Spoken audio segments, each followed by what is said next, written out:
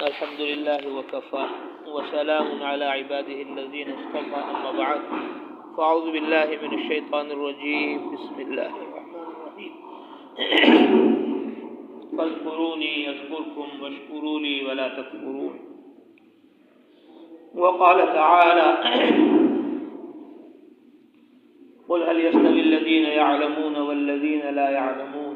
وقال تعالى في بيوت أذن اللہ جل جلالہ عم نوالہ کا فضل و کرم ہے، اس کا عظیم انعام احسان ہے کہ اس نے ہمیں اپنے پاکیزہ مقدس گھر میں علم کے لیے، ذکر کے لیے جمع فرمایا.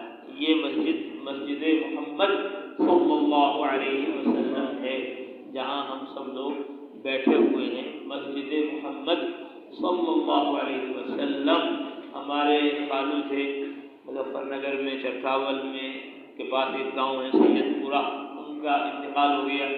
ان کے جنازے میں ہم لوگ جا رہے تھے، راستے میں جاتے جاتے میں نے کہا بھائی دیکھو وہ آئے تھے چلے گئے، کیا چھوڑا؟ کچھ بھی نہیں چھوڑا.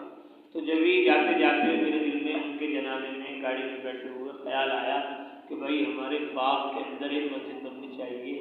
ہم تو مر جائیں گے تو کم سے کم علم اور ذکر اور عبادت وہاں ہوتی رہے. تو دل میں پورا خیال آیا کہ وہاں ایک مسجد ہمارے باغ کے اندر بننی چاہیے تاکہ مرنے کے بعد اس کا اجر و ثواب ہمیں ملتا رہے. اب 2-4 دن سے میں سوچ رہا ہوں پتہ نہیں وہ کون سا سال تھا جس دن ان کا انتقال ہوا.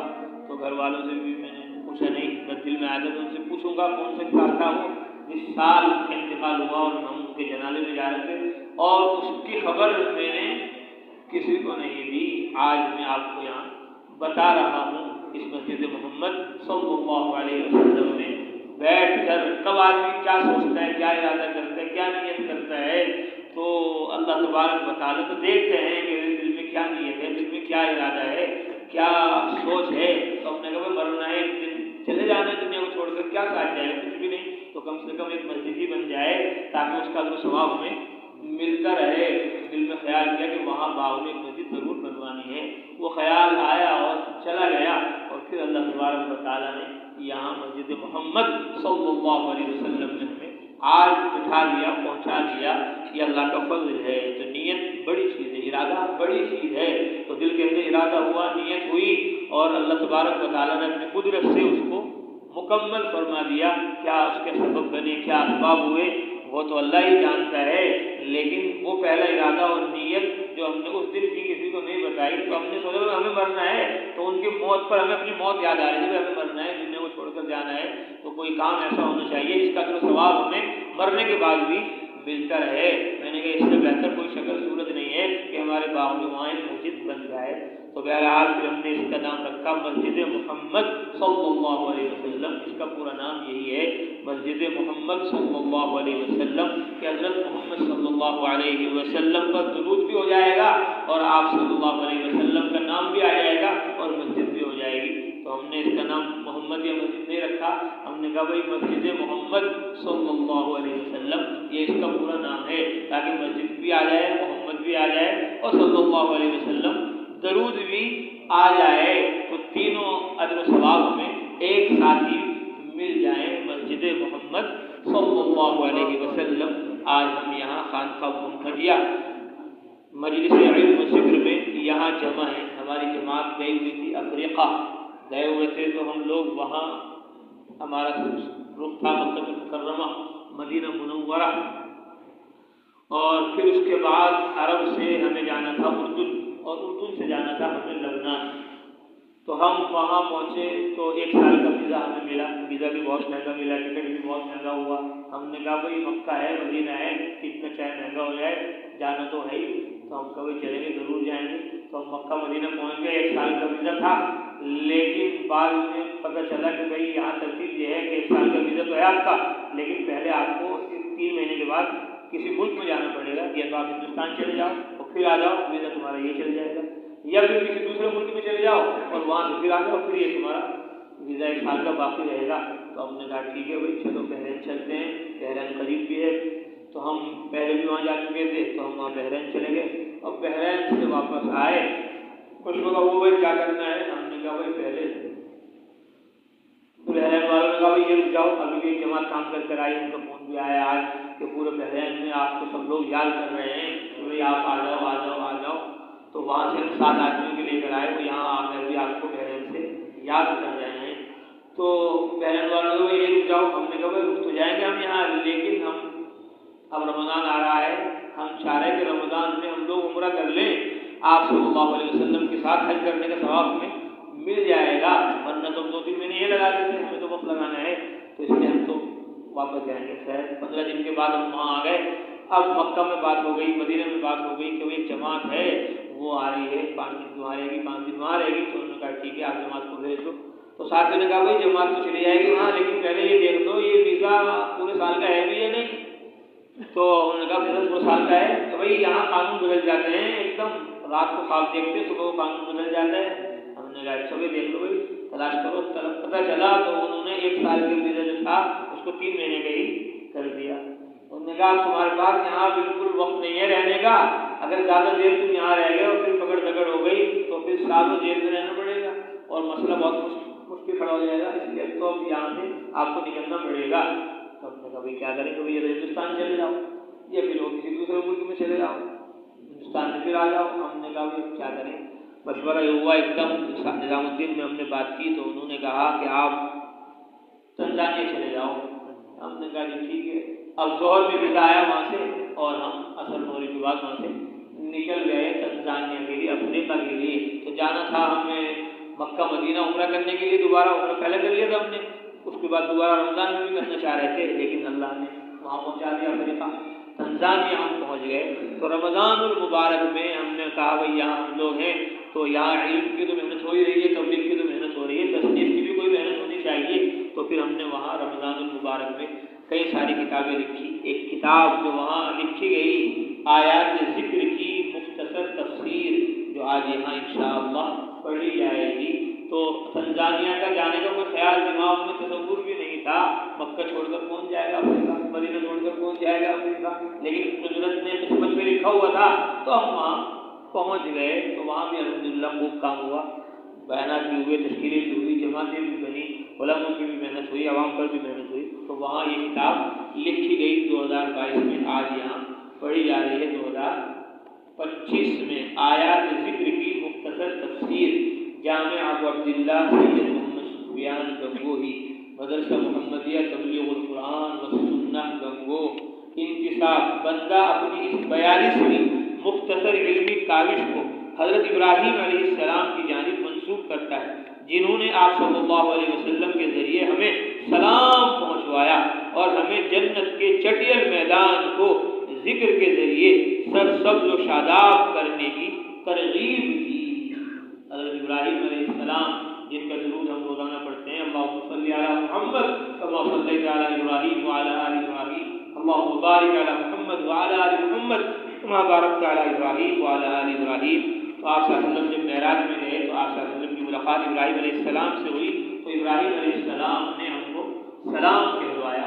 اللہ کہتے ہیں ملت ابیکم ابراہیم، تم اپنے باپ ابراہیم کی ملت پر ہو، ان کی شریعت پر ہو، اس پر تم جمے رہو. تو ان کی جیسی رحمتیں برکتیں ہم ہر نماز میں مانگتے ہیں. تو انہیں ہمارا اتنا خیال تھا کہ وہیں سے انہوں نے تبلیغ کی، وہیں سے انہوں نے دعوت دی کہ اپنی امت کو کہہ دو کہ جنت جو ہے چٹیل میدان ہے.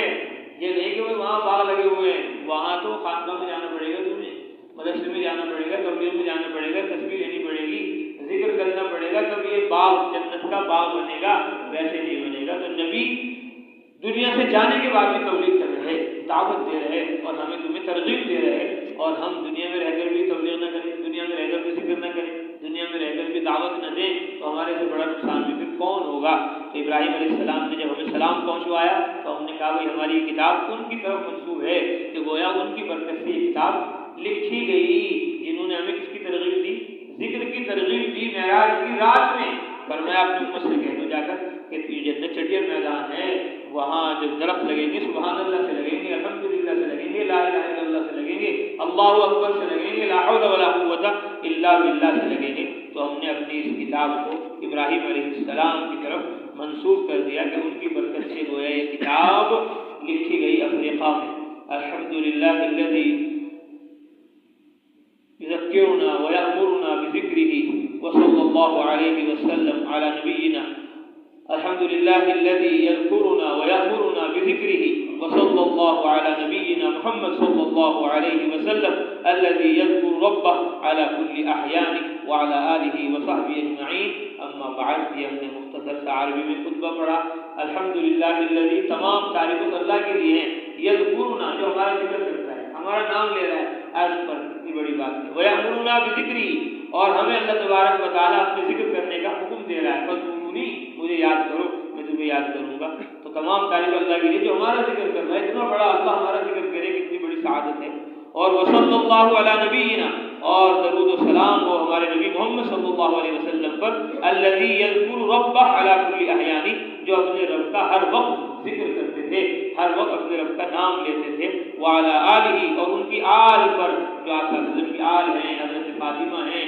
اور ان کے بیٹے ہیں اور آپ کی پوری امت ہے وصحبہ اور آپ کے تمام صحابہ ان پر بھی درود و سلام ہو اما بعد محترم قارئین کرام اللہ تعالی ہم سب کو ہر وقت یاد رکھتے ہیں ہم تو کبھی کبھی یاد کر رہے ہیں لیکن اللہ ہمیں ہر وقت یاد رکھتے ہیں اللہ تعالی ہم سب کو ہر وقت یاد رکھتے ہیں اور ہمیں بھی ہر وقت اپنی یاد کا حکم فرماتے ہیں اس کے لیے جا بجا اپنی لاشک لاریب کتاب میں اپنے ذکر کی کثرت کا حکم فرماتے ہیں اللہ تعالیٰ نے بندے کے قلب میں داعیہ پیدا فرمایا اللہ کی طرف سے دل میں بات آئی کہ آیات ذکر کی مختصر تفسیر آپ حضرات کی خدمت میں پیش کروں تاکہ ہم سب اپنے رب کو ہر وقت یاد رکھیں کہ کس طرح اللہ نے قرآن میں بار بار اپنے ذکر کی دعوت دی پھر یہ دعا لکھی گئی اللہم اعنا علی ذکرک اے اللہ ہم سب کی مدد فرما اپنے ذکر کرنے پر وشکرک اور اپنے شکر کرنے پر وحسن عبادتک اور اپنی اچھی عبادت کرنے پر دعاؤں کا طالب ابو عبداللہ سید محمد سفیان گنگوہی والد حال تنزانیہ افریقہ مرکز میں ہم تھے یا دوسری جگہ 17 رمضان المبارک 1443 ہجری اب چل رہا ہے 1447 18 اپریل 2022 کو یہ کتاب لکھی گئی اعوذ باللہ من الشیطان الرجیم بسم اللہ الرحمن الرحیم فاذکرونی اذکرکم واشکروا لی ولا تکفرون سو تم یاد رکھو مجھ کو میں یاد رکھوں تم کو اور احسان مانو میرا اور ناشکری مت کرو جب ہماری طرف سے تم پر اتمام نعمت مقرر ہو چکا پوری نعمتیں بار بار ہم تمہیں دے چکے تو اب تم کو لازمی ہے کہ ہم کو زبان سے دل سے فکر سے ہر طرح سے یاد کرو اور اطاعت کرو بات مانو ہم تم کو یاد کریں گے یعنی نئی نئی رحمتیں اور عنایتیں تم پر ہوتی رہیں گی نئی نئی نعمتیں بار بار مجلس میں آتے رہو گے تم بار بار ذکر کرتے رہو گے بار بار تبلیغ میں جاتے رہو گے بار بار دعوت دیتے رہو گے عمل کے دروازے کھول دیں گے ایک عمل سے دوسرا عمل زندہ ہوتا ہے فرمایا یعنی نئی نئی رحمتیں اور عنایتیں تم پر ہوتی رہیں گی یہ نہیں کہ اپنے تو آ گئے اور اگلی دفعہ کیا مجلس علم و ذکر میں آئے نہیں ایک دفعہ آ گئے ایک دفعہ نہیں آئے ارے ہمیں کسی نے کہا نہیں بلایا نہیں ارے ایک دفعہ بلا لیا بس تم آتے رہو تو اللہ فرما رہے نئی نئی رحمتیں اور عنایتیں تم پر ہوتی رہیں گی اور ہماری نعمتوں کا شکر خوب ادا کرتے رہو اور ہماری ناشکری اور معصیت سے بچتے رہو اعوذ باللہ من الشیطان الرجیم بسم اللہ الرحمن الرحیم لیس علیکم جناح ان تبتغوا فضلا من ربکم فإذا أفضتم من عرفات فاذكروا الله عند المشعر الحرام واذكروه كما هداكم وإن كنتم من قبله لمن الضالين فرمایا کچھ گناہ نہیں تم پر کہ تلاش کرو فضل اپنے رب کا پھر جب طواف کے لیے لوٹو عرفات سے تو یاد کرو اللہ کو نزدیک مشعر الحرام کے اور اس کو یاد کرو جس طرح تم کو سکھایا اور بے شک تم تھے اس سے پہلے نہ واقف حج کے سفر میں اگر سودا گروی کرو تو گناہ نہیں بلکہ مباح ہے جائز ہے لوگوں کو اس میں شبہ ہوا تھا کہ شاید تجارت کرنے سے حج میں نقصان آئے اب جس کو مقصود اصلی حج ہو اور اس کے ذیل میں تجارت بھی کر لے تو اس کے ثواب میں نقصان نہیں آئے گا مشعر الحرام ایک پہاڑ کا نام ہے جو مزدلفہ میں واقع ہے جس پر امام وقوف کرتا ہے کھڑا ہوتا ہے اس پہاڑ پر قیام کرنا افضل ہے اور تمام مزدلفہ میں جہاں قیام کرے جائز ہے سوائے وادی محصر کے کفار بھی اللہ کا ذکر تو کرتے تھے مگر شرک کے ساتھ وہ ذکر نہ چاہیے بلکہ توحید کے ساتھ جس کی تم کو ہدایت فرمائی۔ اعوذ باللہ من الشیطان الرجیم، بسم اللہ الرحمن الرحیم، فإذا قضيتم مناسككم فاذكروا الله كذكركم آباءكم أو أشد ذكرا، ومن الناس من يقول ربنا آتنا في الدنيا وما له في الآخرة من خلاق۔ پھر جب پورے کر چکو اپنے حج کے کام کو تو یاد کرو اللہ کو جیسے تم یاد کرتے تھے اپنے باپ دادوں کو، بلکہ اس سے بھی زیادہ یاد کرو۔ پھر کوئی آدمی تو کہتا ہے اے رب ہمارے دے ہم کو دنیا میں اور اس کے لیے آخرت میں کچھ حصہ نہیں۔ یعنی 10ویں ذی الحجہ کو جب افعال حج رمی، جمرہ اور ذبح قربانی اور سر منڈوانے اور طواف کعبہ اور سعی صفا مروہ سے فراغت پا چکو تو زمانے قیام منی میں اللہ کا ذکر کرو، جیسے کفر کے زمانے میں اپنے باپ دادوں کا ذکر کیا کرتے تھے بلکہ اس سے بھی زیادہ ذکر کرنا چاہیے۔ ان کا قدیم دستور تھا کہ حج سے فارغ ہو کر منی میں 3 روز قیام کرتے اور بازار لگاتے اور اپنے باپ دادا کی بڑائی اور فضائل بیان کیا کرتے۔ سو اللہ تعالیٰ نے اس سے روکا اور فرما دیا کہ ان دنوں میں خدا تعالیٰ کی بڑائی بیان کرو، باپ دادا کی نہیں۔ اعوذ باللہ من الشیطان الرجیم، بسم اللہ الرحمن الرحیم، واذکروا اللہ فی ایام معدودات، ومن تعجل فی یومین فلا اثم علیہ ومن تأخر فلا اثم علیہ لمن اتقى واتقوا اللہ واعلموا انکم الیہ تحشرون۔ اور یاد کرو اللہ کو گنتی کے چند دنوں میں، پھر جو کوئی جلدی چلا گیا 2 ہی دن میں تو گناہ نہیں اس پر، اور جو کوئی رہ گیا تو اس پر بھی کچھ گناہ نہیں۔ جو کہ ڈرتا ہے اور ڈرتے رہو اللہ سے، اور جان لو بے شک تم سب اسی کے پاس جمع ہوں گے۔ ایام معدودات سے مراد ذی الحجہ کی 11ویں، 12ویں، 13ویں تاریخ ہیں جن میں حج سے فارغ ہو کر منی میں قیام کا حکم ہے۔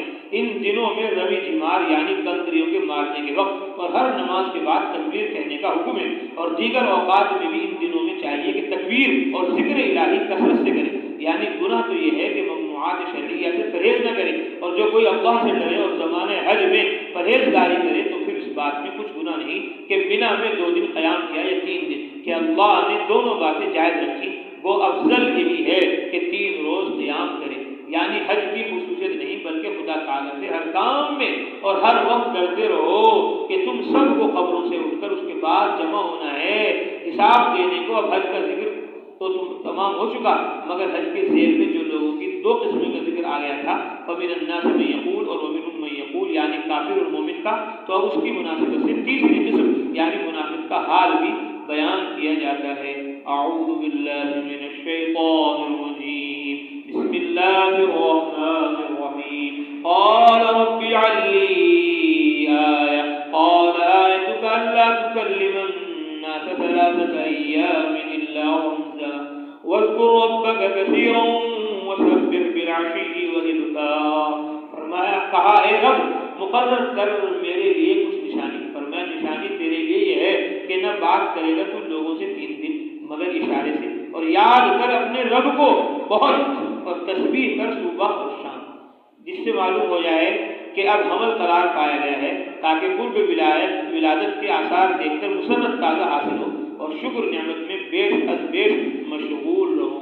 یعنی جب تجھ کو یہ حالت پیش آئے کہ 3 دن رات لوگوں سے بجز اشارے کے کوئی کلام نہ کر سکے اور تیری زبان خالص ذکر الہی کے لیے وقف ہو جائے تو سمجھ لینا کہ اب استقرار حمل ہو گیا۔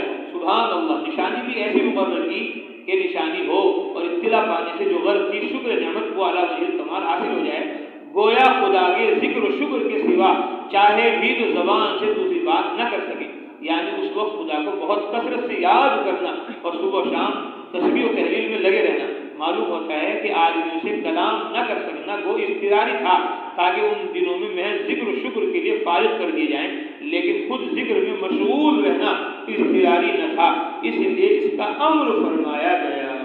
جب ہم نے تفسیر پڑھی مدرسے میں 2006 میں تو ہمارے استاد نے کہا کہ حضرت زکریا نے کہا کہ حضرت مجھے بتا دو کیسے میرے یہاں بچہ ہوگا، ولادت کی کوئی نشانی؟ تو اللہ نے کہا کہ 3 دن تک تمہاری زبان ذکر کے علاوہ نہیں چلے گی، 3 دن تک بس تم ذکر ہی ذکر کرو گے۔ تو حضرت نے فرمایا تھا کہ تبلیغ والے جو کہتے ہوئے ہر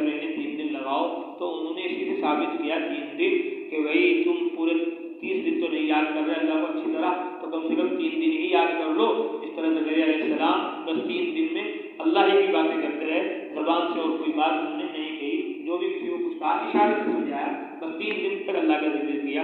تو جیسے انہوں نے کہا تھا کہ 3 دن تبلیغ والے کے 3 دن لگاؤ، تو ہم 3 دن نہیں لگا رہے، تو کم سے کم 1 دن مولوی کے بعد ہی بدھ کے دن آ جاؤ، مجلس علم و ذکر میں شرکت کر لو۔ اس وقت میں تو بس کم سے کم اللہ کی باتیں ہوں، رسول اللہ کی باتیں ہوں، قرآن و حدیث کی باتیں ہوں، یعنی ایک وقت مخصوص ذکر کے لیے اللہ کو کیا ہے پسند ہے۔ اس لیے اپنے نبی سے کہتے ہیں کہ 3 دن تک بس تم ذکر و شکر کے لیے کیا رہنا، فارغ رہنا۔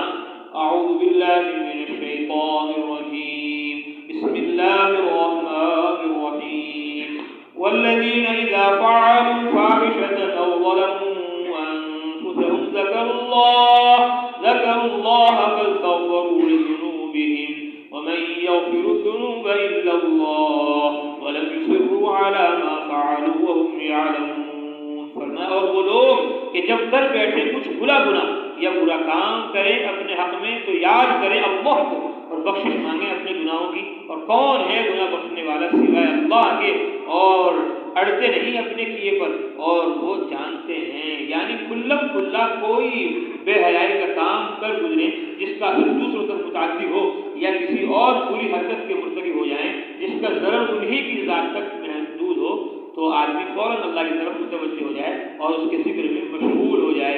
اولئک جزاؤہم مغفرۃ من ربہم وجنات تجری من تحتها الانہار خالدین فیہا ونعم اجر العاملین۔ فرمایا انہی کی جزا ہے بخشش ان کے رب کی، اور باغ جن کے نیچے نہریں بہتی ہیں، ہمیشہ رہیں گے وہ لوگ ان باغوں میں، اور کیا خوب مزدوری ہے کام کرنے والوں کی۔ یعنی خدا کی عظمت و جلال، اس کے عذاب و ثواب، اس کے حقوق و احکام، اس کی عدالت کی پیشی اور وعد و وعید کو دل سے یاد کر کے زبان سے بھی اس کی یاد شروع کر دی، خوف زدہ اور مضطرب ہو کر اس کو پکارا، اس کے سامنے سر مسجود ہوئے، جیسا کہ صلاۃ توبہ کی حدیث میں آیا ہے۔ پھر جو شرعی طریقہ گناہوں کے معاف کرانے کا ہے اس کے موافق معافی اور بخشش طلب کی، مثلا اہل حقوق کے حقوق ادا کیے یا ان سے معاف کرائے اور خدا کے سامنے توبہ استغفار کیا، کیونکہ اصل بخشنے والا تو وہی ہے جو گناہ بمقتضائے بشریت ہو گیا تھا اس پر اڑے نہیں، بلکہ یہ جان کر کے اللہ تعالیٰ بندوں کی سچی توبہ قبول کرتا ہے، ندامت و اقلاع کے ساتھ توبہ کرتے ہوئے اس کے حضور میں حاضر ہو گئے۔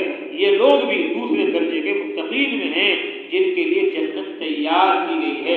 حق تعالیٰ ان تائبین کے گناہ معاف کر کے اپنی جنت میں جگہ دے گا، اور جو توبہ یا اور عمل نیک کیے ہوں گے ان کا بہترین معاوضہ ملے گا۔ اللہ تعالیٰ ہم سب کو اپنے ذکر میں، شکر میں لگنے کی اور سارے عالم کو لگانے کی توفیق نصیب فرمائے۔ اب 2 تسبیح لا الہ الا اللہ کی اس توجہ اور دھیان کے ساتھ پڑھیں گے کہ اللہ کا ہر غیر دل سے نکل رہا ہے، اور اللہ تعالیٰ کی عظمت، اس کی محبت، اس کا یقین ہمارے دل میں آ رہا ہے۔ درمیان میں محمد رسول اللہ صلی اللہ علیہ وسلم اس توجہ اور دھیان کے ساتھ پڑھیں گے۔ جو کچھ مدرسہ، خانقاہ، تبلیغ ہمیں ملی وہ حضرت محمد صلی اللہ علیہ وسلم کی برکت سے ملی۔ کہ اللہ ان کو ان کی اپنی شان بہترین بدلہ عطا فرما۔ اور 4 تسبیح الا اللہ کی اس توجہ اور دھیان کے ساتھ پڑھیں گے۔ ہم ذکر میں ڈوبے جاتے ہیں، اللہ پاک ہمارے دل میں سمائے جاتے ہیں۔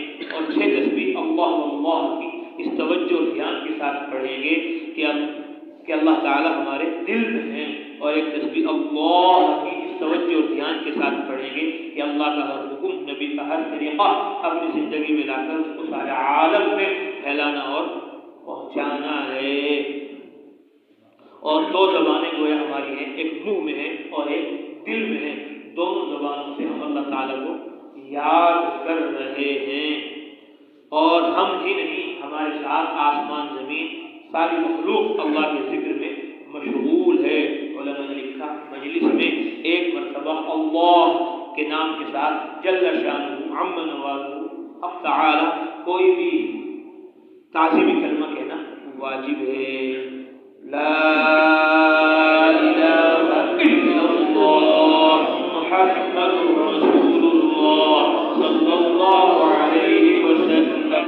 لا الہ الا اللہ، لا الہ الا اللہ، لا الہ الا اللہ، لا الہ الا اللہ، لا الہ الا اللہ، لا الہ الا اللہ۔